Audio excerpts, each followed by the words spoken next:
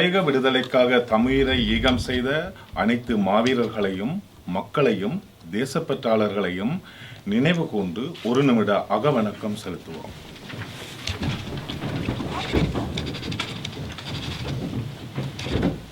தந்திருக்கும் அருட்தந்தை எகில்ராஜ் ராஜேந்திரம் அடிகளாரையும் சரவணன் எழுத்தாளர் ஆய்வாளர் பேர்கன் வாழ் தமிழ் மக்களாகிய நாங்கள் பேர்கன் தமிழ் சங்கத்தின் சார்பில் வருக வருக என வரவேற்கின்றோம். இன்று நடைபெறும் புத்தக முள்ளிவாய்க்கால் வெளியீட்டு விழாவை சிறப்பித்து விழாவை ஒழுங்கு செய்த நல்லுள்ளங்களுக்கு நன்றிகளையும் பாராட்டுக்களையும் தமிழ் சங்கத்தின் சார்பில் தெரிவித்துக் கொள்கிறோம். தொடர்ந்து இந்த நிகழ்வை திரு அமல்ராஜ் அவர்கள் தலைமை தாங்கி வழங்குவார்.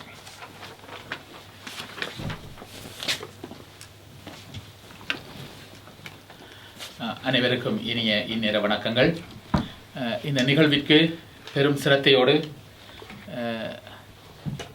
மிகவும் பெரிய ஒரு முயற்சியை எடுத்து இந்த இடத்திற்கு வந்திருக்கக்கூடிய நமது அன்பிற்கும் மதிப்பிற்கும் உரிய அருட்தந்தை எழில்ராஜன் அவர்களை அன்போடு வரவேற்பதோடு நாங்கள் ஒரு குறுகிய கால இடைவெளியில் ஒரு அழைப்புதல் கொடுத்தவுடனே அந்த அழைப்பை மறக்காமல் இந்த நூல் சம்பந்தமான ஆய்வு உரையை வழங்குவதற்காக ஒஸ்லோவிலிருந்து உடனே வருகை தந்திருக்கக்கூடிய அன்பு நண்பர் அருமை தோழர் சரவணன் அவர்களுக்கும் இந்த வழியில் நன்றிகள் அவரையும் வரவேற்றுக் கொண்டு இந்த நிகழ்வை சிறப்பிக்க பேர்கன் வாழ் தமிழ் மக்கள் தமிழ் சங்கத்தின் அழைப்பை ஏற்று இங்கே வந்திருக்கக்கூடிய உங்கள் அனைவருக்கும் இந்நேர வணக்கங்களும் அன்போடு உங்களை வரவேற்றுக் கொண்டு நிகழ்ச்சிக்குள் செல்வோம்.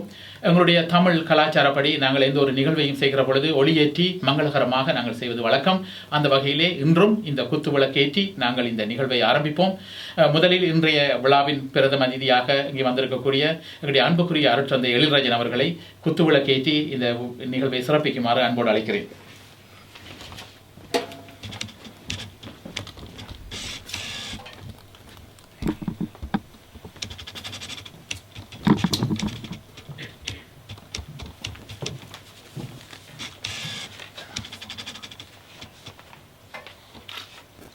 அவரை தொடர்ந்து பிரதம உரையாளராக வந்திருக்கக்கூடிய எழுத்தாளர் ஆய்வாளர் திருவாளர் சரவணன் அவர்களை விளக்கேற்ற அன்போடு அழைக்கிறேன்.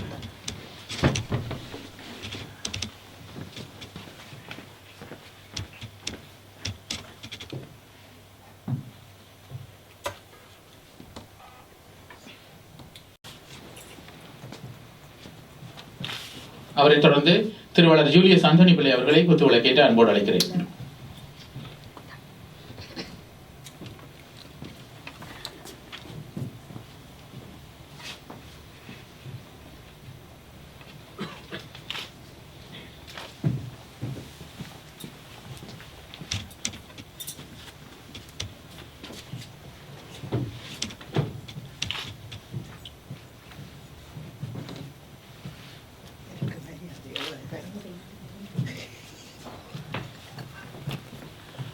அடுத்ததாக இந்த நிகழ்வை ஒரு அருமையான பாடலோடு ஆரம்பிப்பது சிறப்பாக இருக்கும்.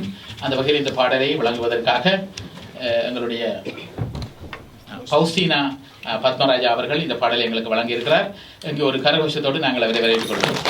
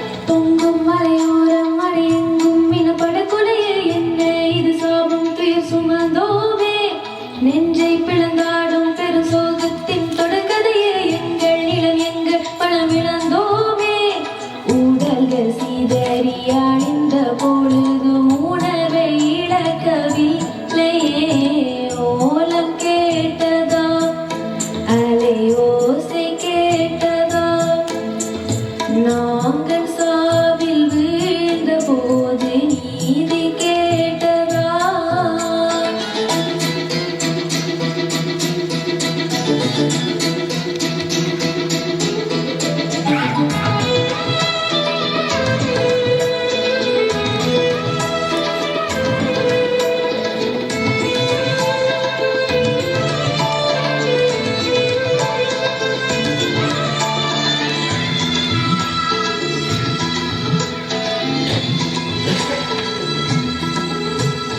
முற்றத்தில் எங்கள் சுற்றத்தில் கொத்து குண்டுகள் வீழ்ந்தது ஏனம்மா?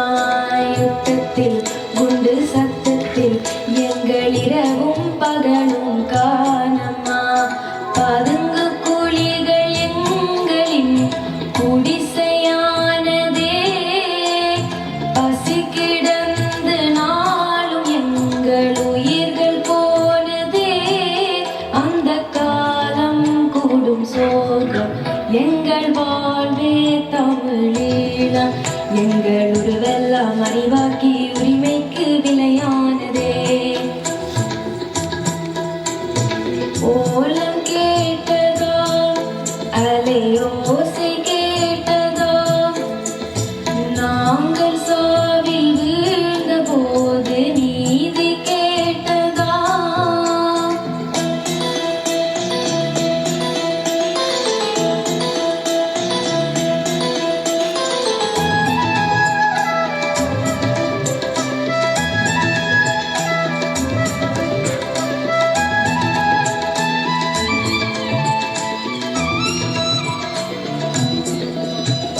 ரத்தத்தில் சிந்தும் ரத்தத்தில் எங்கள் தேசத்தின் சிலிப்பை பாரம்மா. தேசத்தில் எங்கள் சுவாசத்தில் முள்ளி வாய்க்காய் வலிமை போரம்மா. நந்தி கடலே சொல்லமா எங்கே அதிசயம்? நாங்கள் தேடும் அன்பு தலைவன் மர்ம ரகசியம். புலியாளும் நிலை வேண்டும், அந்த காலம் வர வேண்டும். இன்று இருள் சூழ்ந்து வாழ்வுக்குளின வாழ்வு கலந்ததே. ஓலம் கேட்டதா, அலையோசை கேட்டதா, நாங்கள் சாவில் வீழ்ந்த போது நீதி கேட்டதா? அழுது அழுது கரைந்த அவலம் உலகம் கேட்டதா? பொங்கும் மலையோரம் அடியெங்கும் இனப்படுகொலையே, என்ன இது சாகும் துயர் சுமந்தோமே? நெஞ்சை பிளந்தாடும் பெரும் சோகத்தின் தொடர்கதையே, எங்கள் நிலம் எங்கள் பணம் இழந்தோமே. உடல்கள் சீதறி அழிந்த பொழுதும் உணர்வை இழக்கவில்லையே. ஓலம் கேட்டதா, அலையோசை கேட்டதா, நாங்கள் சாவில் வீழ்ந்த போது நீதி கேட்டதா? நன்றி.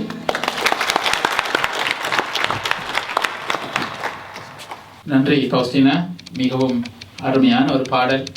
மாவீரர்களை நினைவு கூறுகின்ற இந்த மாதத்திலே, எங்களுடைய முள்ளிவாய்க்கால் நூல் வெளியீடு நடக்கின்ற இந்த இடத்திலே இரண்டையும் ஒன்றிணைத்து ஒரு பொருத்தமான ஒரு பாடலை இந்த இடத்திலே வழங்கியதற்காக மீண்டும் ஃபவுஸ்டினாவுக்கு ஒரு மண்டபம் நிறைந்த கரவசம். அடுத்ததாக இந்த நூலை பற்றிய ஆய்வுரையை வழங்குவதற்கு நான் ஒருவரை அழைக்க இருக்கிறேன். ஏற்கனவே நீங்கள் அழைப்பிதழிலே பார்த்தது போன்று திருவாளர் என் சரவணன் அவர் ஒரு முக்கியமான மலையக எழுத்துக்களிலே மிகவும் பிரபலமானவர். நமது நாட்டிலே கொழும்பை புறப்படமாக கொண்டவர். அவரை பற்றிய அறிமுகம் எனக்கு இரவுதான் கிடைத்தது. அவரோடு கதைக்கக்கூடிய ஒரு வாய்ப்பு. அவர் கதைத்து கொண்டிருக்கும் போது நான் நினைக்கிறேன் 4:30-5 மணி மட்டும் நாங்கள் படுக்கையில். ஏன்னா அவ்வளவு இன்ட்ரெஸ்டாக இருந்தது கதைச்சு கொண்டிருக்கிற நேரம். அவ்வளவு விஷயங்கள் அவர்கிட்ட இருந்து எடுக்கக்கூடியதாக இருந்தது. உண்மையாக நான் எப்படி சொல்கிறேன்னு தெரியாது. ஏனென்றால் ஒரு தொலைபேசி அழைப்பு, அவரே எனக்கு முதல் தெரியாது, எனக்கும் அவரை முதல் தெரியாது. அப்போ அறிமுகத்தில் நான் சொன்னேன் எனக்கு உங்களோட நம்பர் ஃபாதர்களில் தந்தாருன்னு சொல்லி அவ்வளோதான் நான் சொன்னேன். அதுக்கு பிறகு அவர் கதைச்ச விஷயங்கள் ஒரு சகோதரன் மாதிரி அவரோட ஒரு உள்ளத்தில் ஒன்றும் இல்லாமல் அவ்வளோத்தையும் கொட்டி பாய்ந்து கொண்டார். நான் யோசிச்சேன் எப்படி ஒரு முன்ன பின்ன தெரியாத ஒரு மனுஷனோட இப்படி கதை கேளுமென்று சொல்லி அப்படி ஒரு நல்ல மனம். சில விஷயங்கள் அவர்கிட்ட கேட்டுக்கொண்டேன். என்னென்னு சொன்னால் முதலாவது சொன்னார் நான் சொல்லலாமா மடியில்னு கேட்டேன். சொல்லலாமாண்டார். ஆனால் ஒரு ஜனதாபிமத்தி பெருமை ஜேவிபின்னு ஒரு உறுப்பினர் அவர் ஜேவிபியில் இருந்தவர். அதுக்கு பின்னர் எங்களுடைய தமிழ் தேசியத்தையும் தமிழருடைய சுய நிர்ணய உரிமையையும் ஜேவிபியின் ஒரு பகுதியினர் அங்கீகரிக்காத பொழுது அந்த இயக்கத்திலிருந்து வெளியேறியவர்.